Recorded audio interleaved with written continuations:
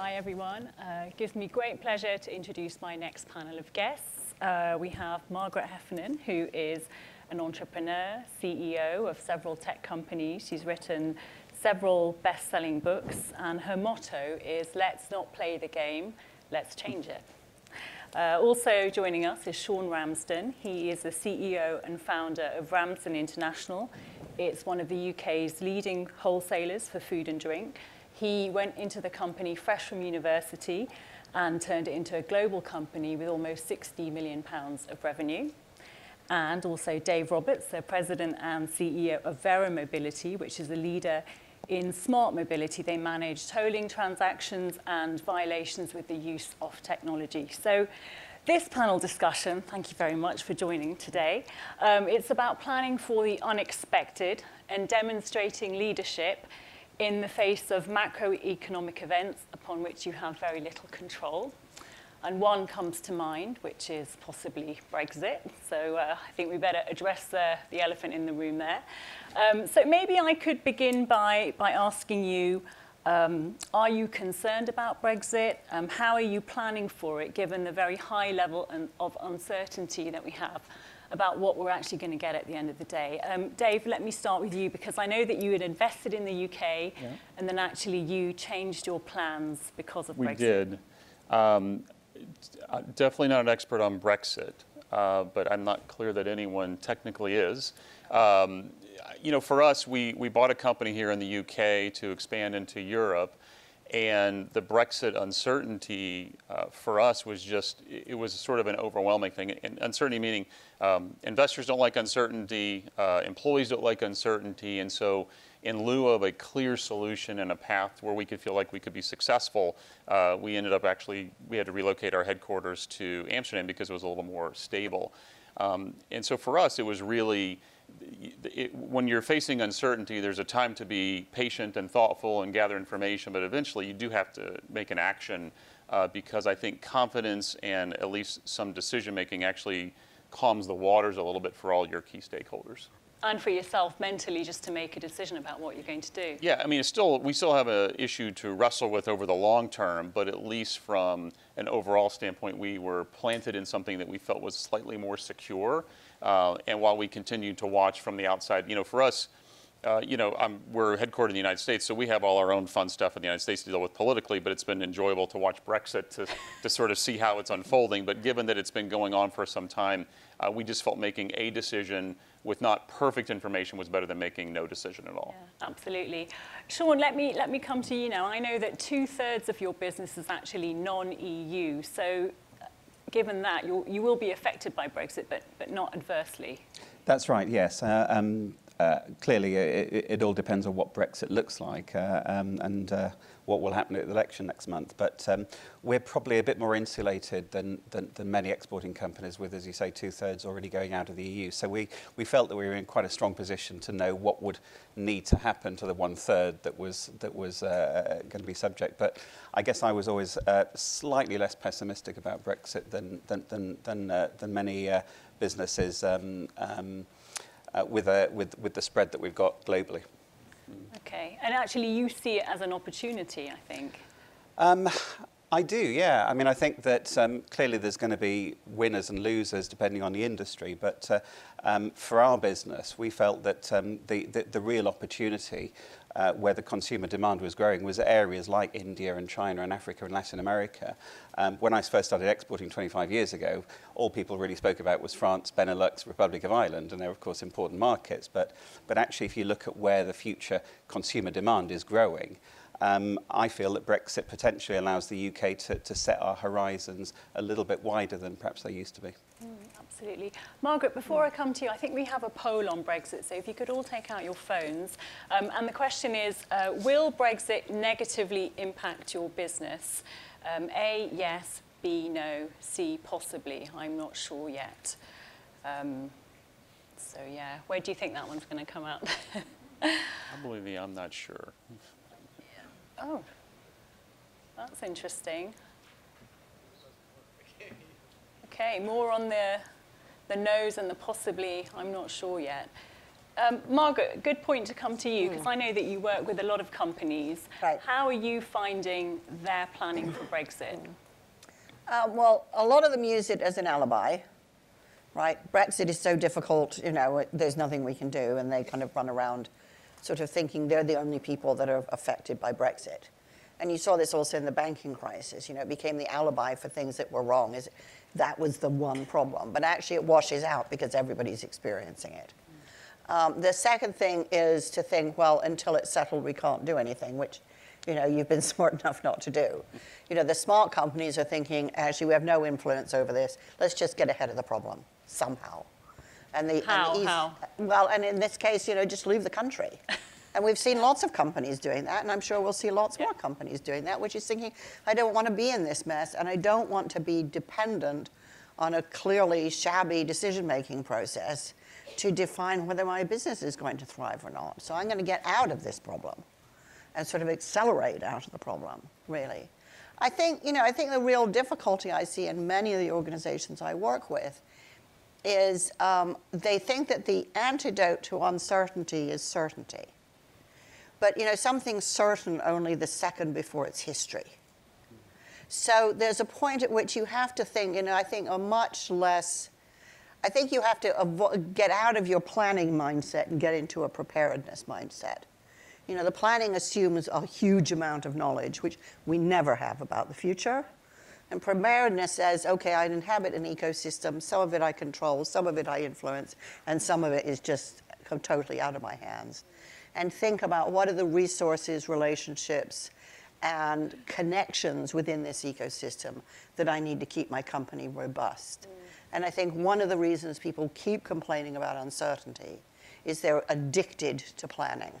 And you can't do planning without perfect knowledge, and you always get perfect knowledge late. So I think we have to accept we now inhabit a complex economic and social system. Certainty is always going to come late, and start thinking about what's going to prepare my company for any number of eventualities, rather than thinking you're going to be able to focus just on one. Is that something that you can relate to, Sean? I think that's a really good point, actually. I think there's an interesting trade-off, isn't there, between agility and planning. And I think a lot of it does relate to the kind of business you're in and how fast the environment around you is moving and what the culture of the business is as well. Yeah. But there's clearly that sort of trade-off between that agility, which we hope that we have as a business, and the need, in some cases, to have a plan, I guess, and to move forward. And I think Dave and Sean, I was talking to both of you about dealing with an unexpected challenge. You both stressed the importance of having a business that could build in flexibility and could build in agility into, you know, the strategic side.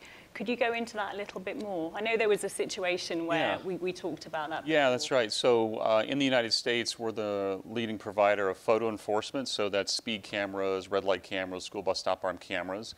And those are legislatively driven, meaning that a state has to have passed legislation to allow you to enforce the laws related to photo enforcement. And earlier this year, the state of Texas decided to no longer enforce that. That was a big hit to our business. It was, you know, 11 million. This is all publicly disclosed. It was $11 million that was immediately taken out of our run rate revenue. And you just have to decide, what are you going to do? What we had learned from, I think, years of history was recognizing that having a starting with a very flexible cost structure, because when uncertainty hits, it's usually hitting growth, and when growth is hit, you're hitting revenue, in which case, you know, you're wondering about where you're going to do the layoffs or things like that. And what we found is this time we chose to not lay off because we had built as much variable cost as we could associated to that. So we were very preemptive in saying, hey, let's not be in a situation where we can't grow in the future because we're always reacting to these little moments of uncertainty. Let's sort of have a vision for the broader context. And I will say, of all the good things that happened of that was the employee endorsement of not having those sort of spikes and up and down was really, it's as if we committed to them in a way that we hadn't before, and it really helped us be, and I think them, be more flexible as we go forward. But I think this is really interesting, because I think as we've moved from an age that was relatively certain to one that's significantly uncertain, you have to move from a very efficiency-driven mindset to a very robust mindset. And I think that's exactly, what you're talking about, which is actually instead of paring to the bone, so the next time we get a big contract, then we have to hire up again. Yep. This kind of just-in-time management style, I think absolutely is parked in the 20th century. It's going to be lethal in this century because it leaves you no margin for surprises. And the only thing you can be absolutely 100% confident of is there are going to be surprises. Yeah. I suppose it's also easier if you're a privately run company because you're not answering to shareholders, you're not facing those demands. How do you build in flexibility, Sean, into Exactly. That was the point I was going to make. I think as a private business, we're less concerned about the current year's performance and far more concerned about what it means for the next 5 years. And I think that's a great advantage that private companies have. And absolutely, we're very much the kind of business where we will lose chunks of turnover for things completely out of our control, whether it be regulatory or market conditions. And I think that we've been relatively successful in building quite a wide base for the business. We do business in nearly 140 countries. So where one is down, and it might be significantly down, there's usually things that have more than offset that. Absolutely. Yeah, maybe just a comment, because we're a publicly traded company. One of the things I've noticed with investors as we get to meet with them all the time is they just want honesty. They just want transparency. And so hiding around uncertainty, when they see uncertainty in your business and you're acting like it's not happening, is a recipe for success. So why pretend that it's actually not happening? If you're really honest and say, hey, we had a hiccup, this is what changed, here's what we're doing about it, and you're very clear and you sort of stand your ground, they're very logical as well, and they're actually quite supportive of it. Yes, but it's very refreshing to be honest, because not everyone is honest, because they think they'll face, their share price will be punished or they'll face some other punitive action, whereas, you are actually quite honest. When we were speaking before this, you were talking about challenges that you face in a very refreshing way, which I don't think all CEOs do. They don't, but I don't know what the downside is. I know the downside of not being honest. So I think in general, investors appreciate candidness. And if you're going to tell them, hey, this might be a headwind on our business, but if you tell them well in advance, they sort of recognize it. And if they bought into the business model, I think they're going to be with you for the long term. Margaret, from your experience running tech companies, were they public companies? Did you have times where you were faced with maybe uncomfortable situations that you didn't really want to talk about, that you had to? Well, my major investor was a publicly traded company. So I had kind of, the best of both worlds or the worst of both worlds. I don't know which way you want to cut it. I completely agree with you. I think, part of a CEO's job is to inform the market and help them understand your business. And that's partly how you win credibility, because it sounds like you know what you're talking about. And I think this notion of, well, I would like, to be honest, but the market makes me, is kind of infantile. This is a big part of your job as a CEO of a public business. And if you can't educate the market about what you're doing, then what are you doing? Yeah, that's your job, actually. Yeah. Can we look at a question where, can you talk about a time where maybe you were faced with a challenge that was completely out of your control, that put you in an uncomfortable position, and how did you deal with that? Whoever would like to jump in. Well, I'll go first. So I was asked by my investor to take over a company in, I think, 1999, because he'd fired the chief executive for failing to get anything done, basically. And so I was hired to run the company, get the technology working and launched and so on, which I did.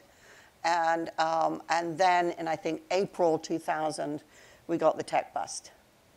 And it was classic. It was a great learning experience, as they say about deeply painful moments, which is everybody said, don't panic, it'll be over by September. The market will come back in September.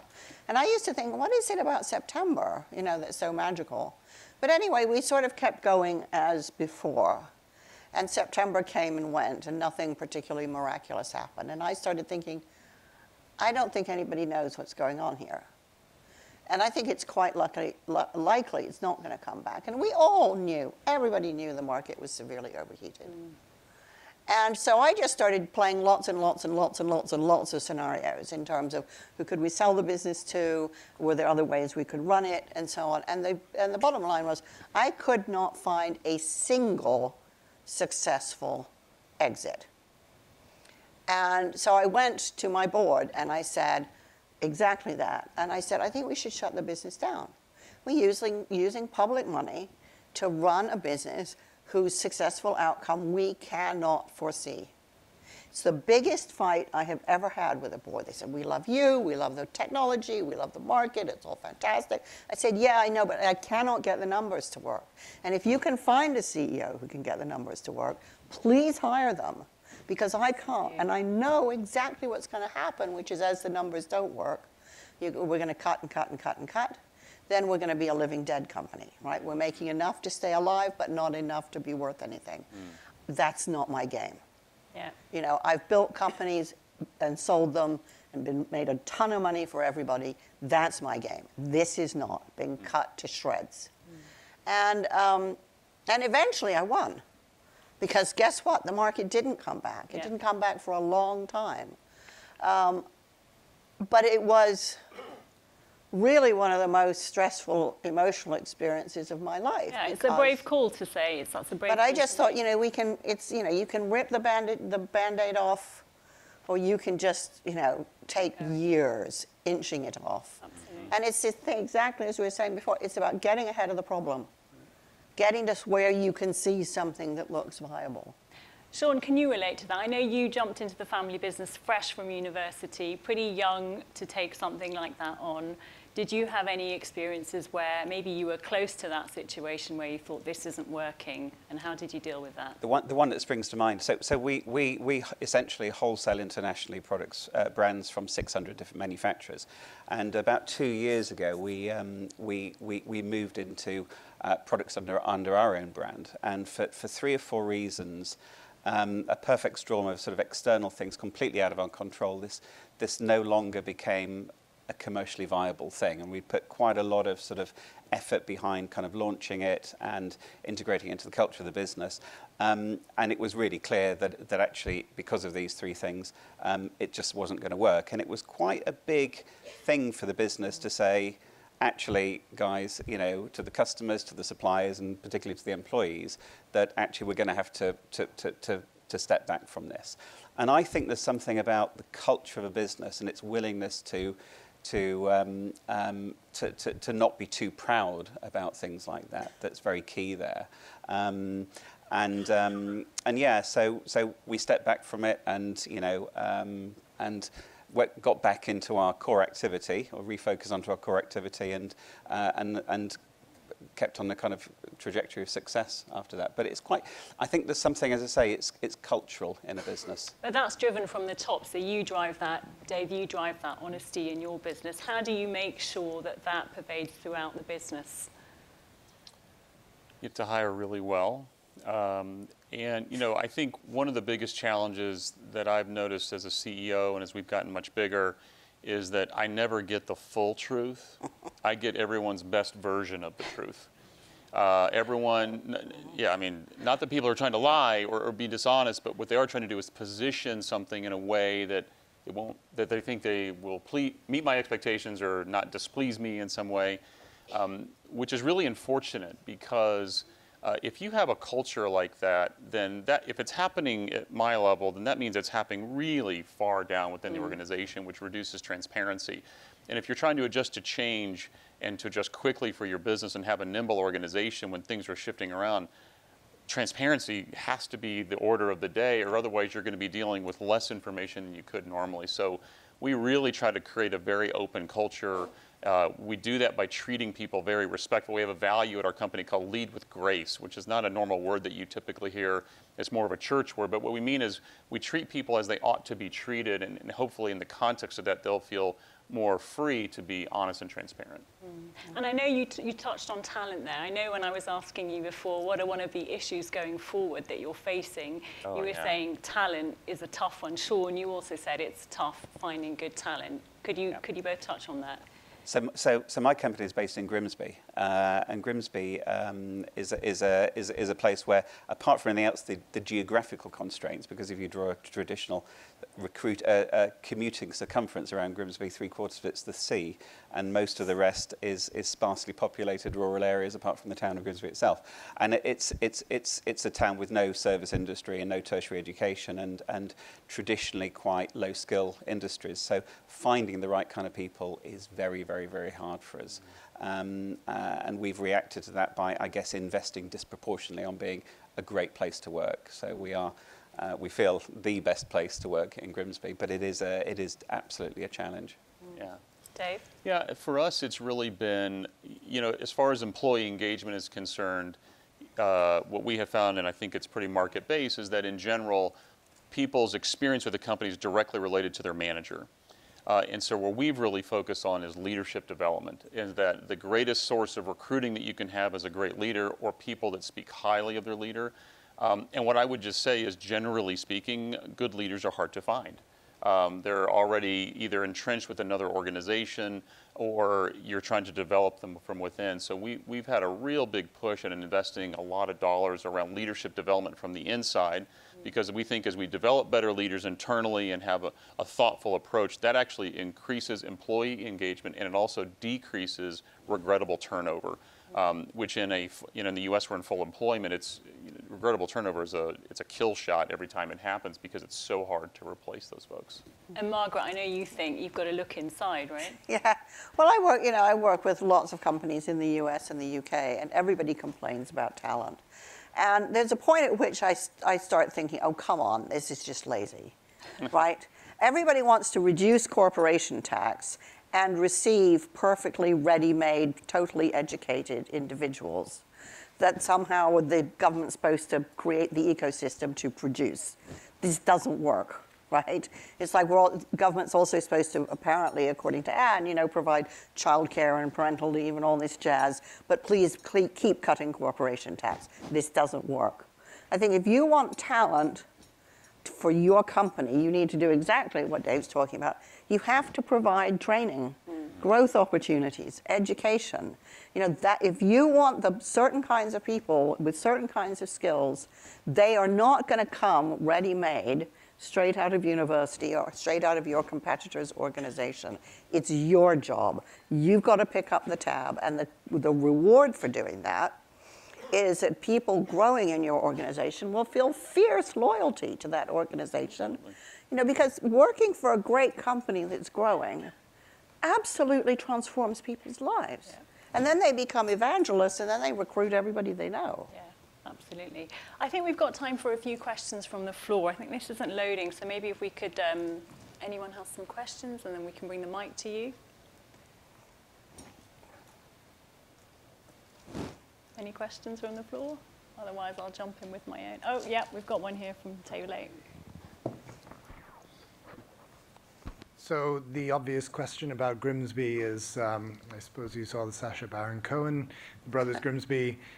What keeps you in Grimsby if there are these challenges? Well, we're now 90 people in the business who are based there. So moving the company isn't really an option. As I say, we've reacted by simply investing so much in being a great employer brand, all of the management and development opportunities. We're certainly a place that brings in a lot of people straight out of university, and invests a lot in training and development. Everybody in the business has their own personal development plan and a development budget. But it's still a challenge because bright graduates don't necessarily want to start their career in Grimsby. They would rather be in Manchester or Leeds or London. So. Until they try to rent somewhere or buy somewhere, right? Any other questions? Well, I've got one final question to wrap up, which is, what would be your number one most pressing concern to deal with going into 2020?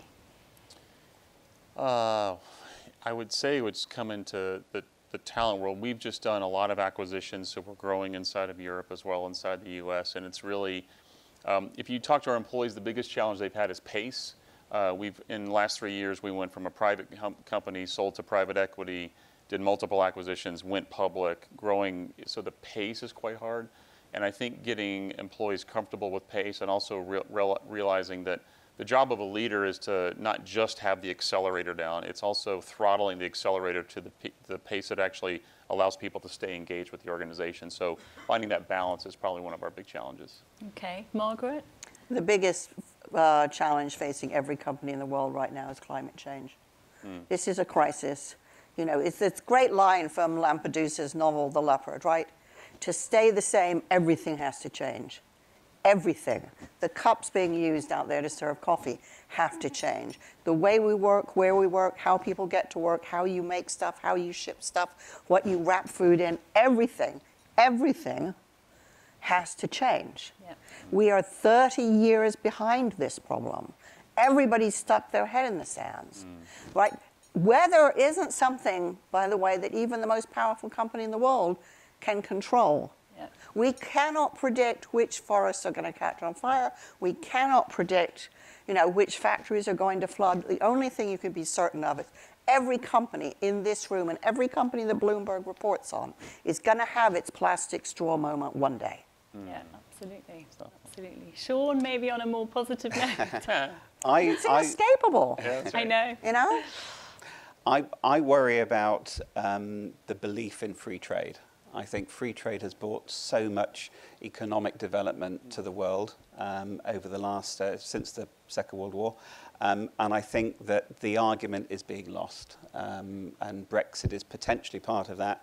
But what we're seeing from the US at the moment, and this return to protectionism, that to me is my kind of greatest sort of long-term macroeconomic challenge and worry. And there we shall leave it. Thank you very much to my panelists, to Sean, Margaret and Dave. Thank you very much. Thank you.